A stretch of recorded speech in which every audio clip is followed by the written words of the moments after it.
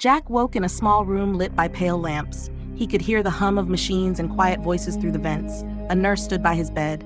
"Good morning, Jack," she said softly. "How do you feel today?" Jack rubbed his temples. "Tired, but better. What is this place? Why am I here?"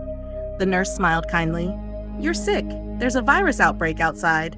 This underground facility is keeping you safe. We'll treat you until you're strong again." "I feel fine," Jack said. "I need to leave." "You can't leave, Jack. It's not safe out there," the nurse replied. "But I can't stay here. I want to go home, my home." "We all want that," the nurse said, "but it's too dangerous. This facility is the only place keeping us safe. If any of us go outside, they'll get us." "Who will get us?" Jack asked. "The infected ones," the nurse whispered. "What are they like? Tell me about them." The nurse gulped and looked down. "I can't, Jack. We don't talk about them here. Even mentioning them can make them sense us. It's dangerous."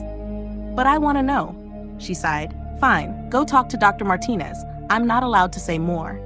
Jack swung his legs over the side of the bed. Through the glass doors, he saw other patients resting in neat rooms.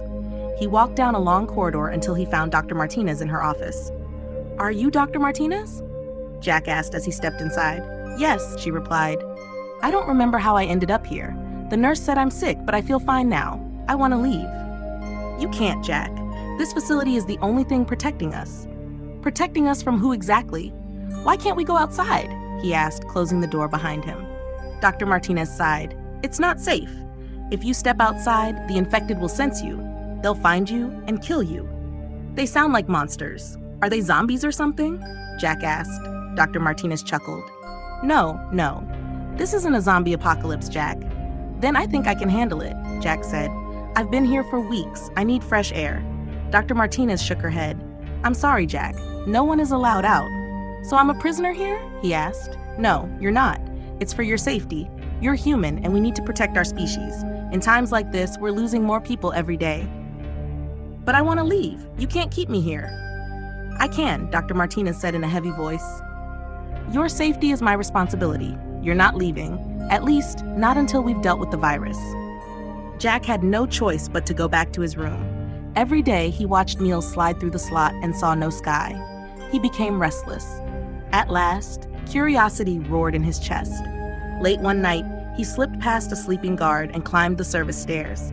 A heavy door led to a tunnel. His heart hammered as he pushed it open and stepped into the cool night.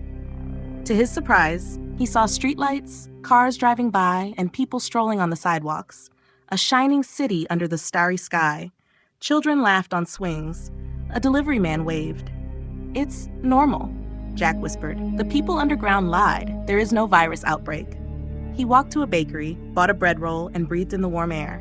The world felt free. Everything was normal. People living their lives, the world going on as usual. That afternoon, Jack returned to his old home. It looked exactly the way he had left it. He made dinner and slept in his bed without any worries. The next morning, Jack stepped outside and froze. The entire street was filled with people standing still, wearing gentle smiles that were far too wide and far too creepy.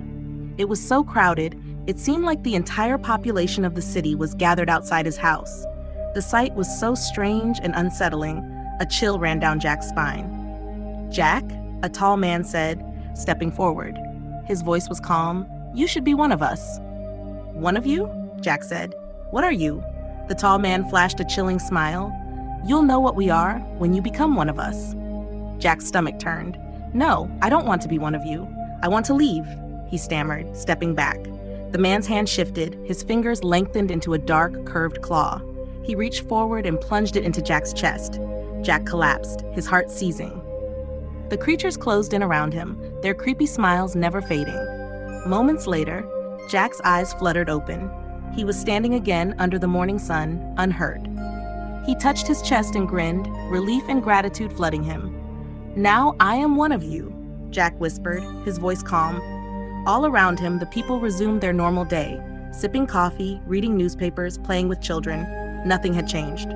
High above the city, in the underground facility's observation room, a technician peered through a telescope. She sighed and turned to her colleague. "I told him not to leave," she said softly, "but he didn't listen. They turned him into one of them." If you enjoyed this story, don't forget to like the video and subscribe to my channel for more thrilling tales. I also write novels in different genres, like sci-fi, fantasy, and horror. If you'd like to check them out, click the link in the description below. Thank you for watching, and stay tuned for more exciting stories.